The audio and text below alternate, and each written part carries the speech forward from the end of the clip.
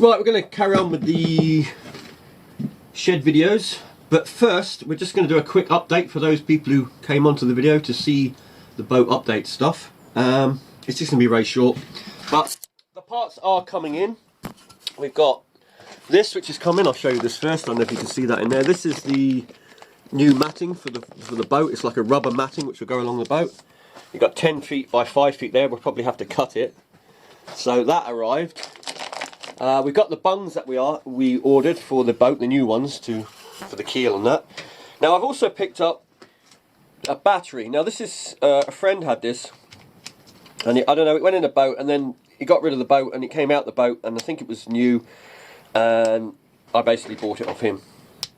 So I mean, I got a good price on it, so there's that. And the idea with this is that it'll power everything. But it's partly for if I can get hold of an electric winch, and that's being a bit of a problem at the moment, is getting a winch or figuring one out. I might be able to power it with this, so, and if not, well, we've just got a big battery. I've actually got another battery down there, which is quite a hefty one, but it's not obviously not as hefty as this one. So there's that, and we've got a battery box for it as well.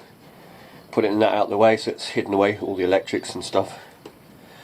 And yeah, so anyway, like I say, I'm trying to get all the parts in for the boat, and before I sort of get on with the boat, because obviously I don't want to sort of work on something and then realise that, oh, I did that and now I'm putting a winch in and that's in the way, because I've got other things coming, like I'm going to get a electric board, like USB sockets, so I can charge cameras, that kind of thing on the boat, which will make life a lot easier, because you'll see some of the videos, they don't have endings, that kind of thing, and that's probably mostly to do with the fact I ran out of battery power. I mean, I take a lot of batteries with me, but sometimes the trips can be long, and if you're filming everything, which quite often I do, I just let the cameras roll, because you never know when you're going to catch a decent fish. You know, it's no good just flicking on halfway through. Plus you can get to see it. I mean, sometimes, you know, you might see things, and if it just suddenly flicks on, you might think, oh, did I really catch that, that kind of thing. Well, I like to show everything, so that's why I record everything, although it's a lot of work, because obviously I've got to go through all the footage. Now, talking of footage, I am building another computer. This is what I've got here, the parts for this. We've got RAM for it, we've got the M.2 drive, which is only 500 gigabytes, but it's only for the main system or the Windows. And then we've got a storage drive, SSD. We've got the motherboard in. Now I'm just waiting for the new Ryzen 5s, 5000s, whatever they are, to come out. And I bought the board ahead, the B550F Gaming ROG Strix. Now I bought this one because I went through all the boards and it had the best sound quality and that, from what I could see, and apparently it's a very good board anyway. So we've gone with that one. Now the plan is when I've built this, which will be later on this year, I might even do a video on just putting that together.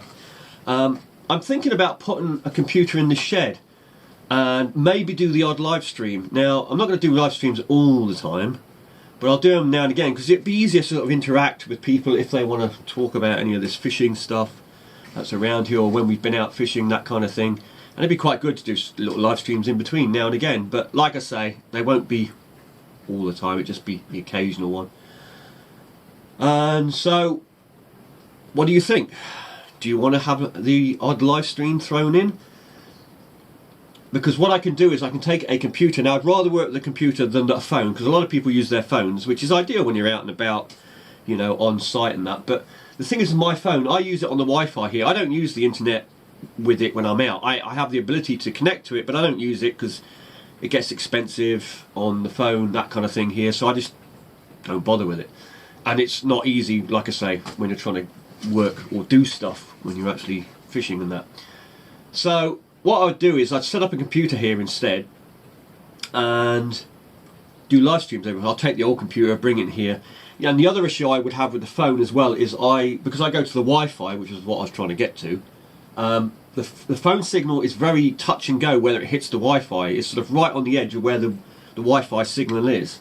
Whereas the computers, I have a much more powerful sort of antenna on the back, or Wi-Fi, which will reach a long way. I think it's like 300 meters these things reach, which I just don't have on the phone. So the idea is, and on top of that, I can control everything a lot better with a large screen, with the comments and everything else, because I'm obviously doing it all myself, and I can be able to, you know, be able to see stuff better, answer stuff better, instead of fiddling around with a phone. So what do you think? Do you want to see a few live streams? Like I said, it won't be till later in the year, because I will build this computer first, then I'll take one of the other computers, bring it in here, and use that for the streaming computer, and we'll put it in the shed, like I say, just purely because I've got access to doing everything with it, like when answering comments, that kind of thing. It's no good having it somewhere else, and I'll set all that up. But like I said, I'll only do it if people want it. If they don't want it, then we'll stick with the same system we got now. Right, let's get back to the shed. So as you can see, this is the kind of boating section. I say the section, I mean there's boating stuff up there as well, but the sort of heavy duty sort of things like the anchors, the ropes, life jackets, bobbers, long lines. Now, long lines, I think I don't know if I showed it or not. I can't remember what I put up in the last video, but I'll show you this. This is swivels and things, big swivels, and crimps and big beads. These are for long lines. Now, I used to do a few long lines. Now, when I say I used to do long lines, I didn't do thousands and thousands of hooks. I didn't do even 100 hooks. I did like long lines with like 20 hooks. And what I used to do is I used to go out, put a 20 hooks out. I might even put another 20 hook out, but usually I'd put a long line out with say 20, maybe 30 hooks on. Lay it out in an area where I fish out there, and there's like sand amongst a lot of rocks and things. And in between those areas, there used to be some really big turbot. So put a long line out, go off fishing for whatever, come back when the tide had dropped and the rest of it. On my way back, put up the long line and hopefully go home with a nice big 18, 20, 25 pound turbot. And it has happened quite a few times. In fact, the first time I ever dropped it, that's why I did it. The first time I ever put my long line down with 20 hooks, I caught 3 turbot. And the smallest one I think was 6 pound. I had an 8 pound and a 12 pound, I think. Those were the first 3 I ever had. So over the moon about that. But like I say, I used to just do them for a bit of fun. And we could do that again. Now I did try a little while back, a couple of years back. I say a little while back, it was a couple of years back. And I put out 2 long lines and I caught a dogfish and a conger, and that was it. And it was just like, and I tried again another time and I caught nothing. And I know that over the years there was a hell of a lot of netting around there, and I think they pretty much wiped out most of the big flatties that were there. Because like I say, you can't really fish them with the rods because there's so much rock there.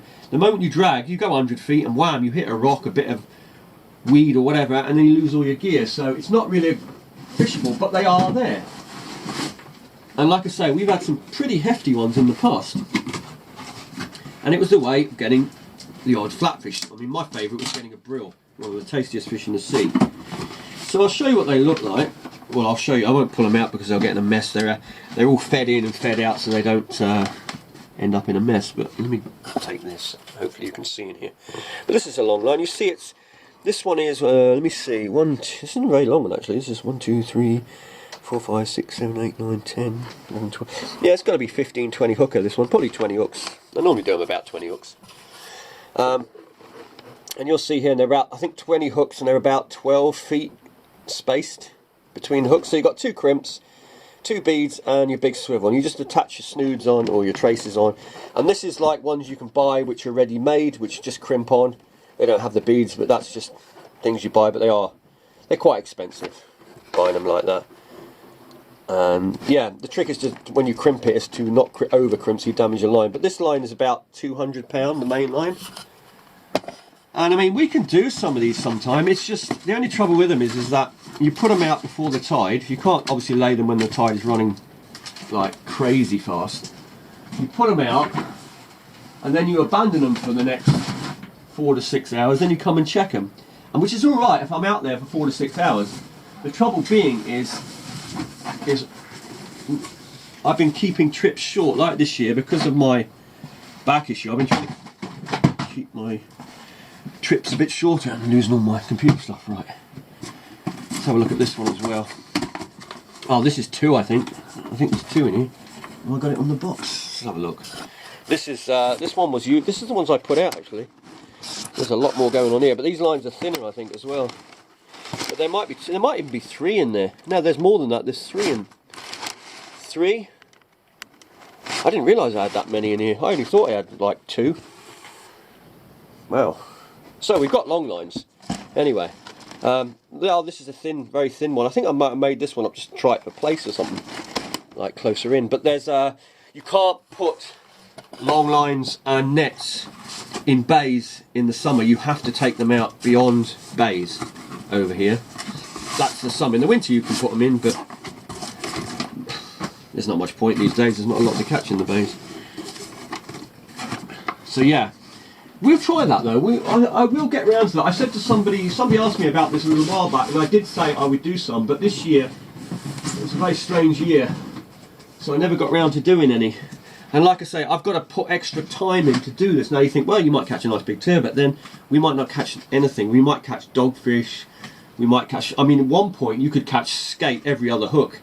I remember that, and I wasn't taking them, I was just putting them all back because I didn't really want them. I kept the odd one because a couple of friends used to eat them. I've eaten them as well. But there's only so many skate you can handle. I mean, these things were like, I mean, I'm not kidding when I say these skate. I gave one to a friend, and in his shower tray, and it went up the walls. It was that big. And I say skate, it's not actually skate, it's rays. Blonde ray is the main one. You get the other ones, thornbacks, that kind of thing. Not so much so. Most of them are blonde ray. And I did have an electric one once, and yeah, I knew it was an electric ray, and I picked it up. It gave me such a belt of electric. My gloves were wet. I wasn't thinking at the time. Pick up. It's amazing the power those things can kick off, I tell you. Right, let's go and have a closer look over here then. So anyway, you see we've got anchors. We've got lots of anchors. Yeah, I mean, over here you can't give anchors away. Well, you can, because that's why I've got them. But you see all these anchors here, and I've got this one here. And these aren't even the boat ones. I've got a boat one, I've got 2 grapple ones. I've never actually bought an anchor. I've just been given these by people. And there's one like this, which is part of the mooring, the outer mooring. I've got an anchor like that one with some sashes strapped to it. And this year I had to bring it up. Last year, because somebody somehow managed to hook it. I think a netter came in and got right near the mooring and started netting around the moorings. Of course, the moorings do have anchors. Some of them have huge anchors like this on out there. Some of it is concrete, some of it is anchors. But the anchor's more of a backup. I've got concrete with chains, and then I put an anchor on as an extra line further out, and then if your boat ever breaks off any of those, the anchor it'll take over. The thing is with the anchor, when I pulled it up, it had been down there for 2 years, and it looks exactly like this. There's barely any rust on it after 2 years. But they do disappear into the sand. Almost. You might have a spike sticking out still, but well, obviously when whoever dragged it up that time, but when they dropped it, they just threw it back right in all the mooring, and it just such a mess. That's how I almost lost my boat once, because I used to put my boat on those anchors. Like before I had a mooring, I used to put my boat on an anchor, and a friend phoned me up because he lives there, and he can see my boat and everything down there, and he said that my boat had moved overnight. So I went and checked it, and the rope was up around the top of the anchor, and the boat had dragged over, and then as the anchor had got near some rocks, the anchor had jammed into the rocks, and it stopped it going any closer to the rocks that were out there. Now fortunately it had blown off. It could have blown inshore, but it went offshore. And what I think again it was early in the year. I reckon a netter or something had come in, laid his nets around near the boat, and then pulled the anchor up and just thrown the anchor back in, without laying it out properly so that it would dig in, because like I said, the rope was wrapped up around the arm of the anchor. Now how do I know that? You think, well, maybe the rope went round and tangled it, but the wind direction had not changed. There was like a 2 to 3 or whatever. It was light winds, and it wasn't a strong wind, but it was strong enough that it would always sort of pretty much stay in the same angle with that wind out there. But like I said, the rope was wrapped around it, and it'd been out there for 3 or 4 days. I hadn't been to it without any problem, with the same direction wind. So somebody had pulled it up and then just thrown it back, and of course it almost cost me my boat, because some people just don't think. Anyway, that's anchors. This anchor here, this is a really, really big one. I don't know if I can show you that. Yeah, that one there. I'll zoom in. This is a really old anchor, this one. That one there. That one there was given to me by a very, very old fisherman. I actually found him drifting out to sea. I was out to sea. I was about the only person out there, like usual, and he was just. I thought, why is he out here? And I saw him with a big jumper on his on a stick, waving it. Not at me, to the land. And I came up behind him. He didn't even see me coming. And apparently his engine had broken down, and then he tried to anchor with his anchor, because he had obviously several anchors, not that one, and he couldn't hold the tide. He had a much bigger boat than I had, but it was basically sinking his boat, and he said he had to cut the anchor free. He couldn't use the anchor because of the strong tides. So I found him drifting out there, and I managed to hook onto him, tow him back in, and as we were coming in, because the tide was cutting across and it was quite high, the tide, it was pulling us towards the rocks, and I was thinking to myself, am I going to get past the rocks? Because there's a lot of rock, obviously, as you see in the videos. Or is it going to pull us into the rocks before I make it, trying to tow this big boat? And we did actually make it. It was close, but we made it. But I was getting ready to literally throw the lines, race around and pull him off his boat if I couldn't get past it. It was a bit touch and go on that. But anyway, cutting a long story short, he was like really grateful that I'd pulled him out of a bad situation. And he gave me an anchor, and he gave me loads of things. He gave me like these Guernsey jumpers, the traditional Guernsey jumpers, which all the fishermen used to use. He just gave me all this stuff he had. I don't know, he was just so grateful about me bringing him back in, which was really nice. And he was a great bloke. I mean, he was a lovely bloke, and he was the sort of bloke that when you went fishing, you always listen to these old boys. When they say to you, watch yourself, don't go out too far, you know, you shouldn't go out, that kind of thing, always pay attention, because I know what they're talking about when they've been in the...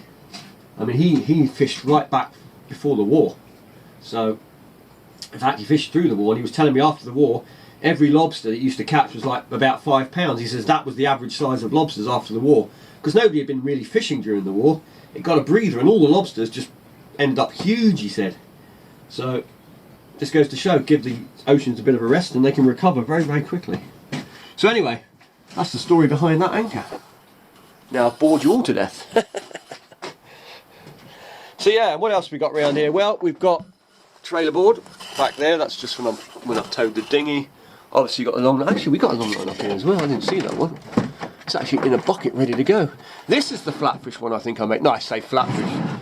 This is like a little one I made for placing that. Yeah, you see, it's not many hooks, and it was using the old trailer bars for weights, because it was only, like I say, for flatties. There's what, 5, 6, 7, 8, 9, 10, 11, 12, 13, 14, 15, 16. There's 16 hooks on that. But it's the sort of thing, because you can't fish for some of these fish, or you just don't catch them, but you will catch them. I did one of these little flatfish trots just out behind my mooring one year, and I dropped it down, and I went off and I checked a couple of pots, and I came back, it wasn't long, and I pulled it up, and I had 3 nice plaice on it, and you know, I kept them for food, because I like a bit of plaice now and again, if I ever catch it. And right, let's go over here. So this is the paint oil kind of thing. So what you've basically got here, you've got, well, this is engine oil for cars, boats, whatever. This is all anti-foul here, and what's behind, not that, but those. That's the black one. We've got red one, we've got blue one. Because we've got the red one for the old boat. We've got the blue one for the boat we use, or we've been using, and we've got black for the new boat, because obviously they're all going to have different coloured anti-fouls. This is just bits from doing cars when I get the old cars and that. This stuff here is, this stuff's good. This is, all these canisters here are liquid that go into tyres, and it's like what the military use. And if your tyres get shot out, it seals. So basically it seals punctures. So we got one at the back there, which I got sent from the UK, but then I was at a garage and I saw some here, and they were closing up, and they had a couple of canisters of it, so I went and got this. But they're great because it's the same as, I use it in the, I haven't got any in the tyres at the moment because I've got brand new big tyres on, but I have used it in tyres in the past. It just rolls around in your tyre, and if you ever get a hole, it just instantly seals. And they're also good for trailers, that kind of thing. You put a little bit in the trailer and it will seal. If you ever get a puncture or anything goes bad, it'll seal it. Now, some people might say, oh, it ruins your tyres. This isn't the one that ruins your tyres. The ones that ruins your tyres is like a foam. This stuff just stays as a liquid, and it actually washes out with water.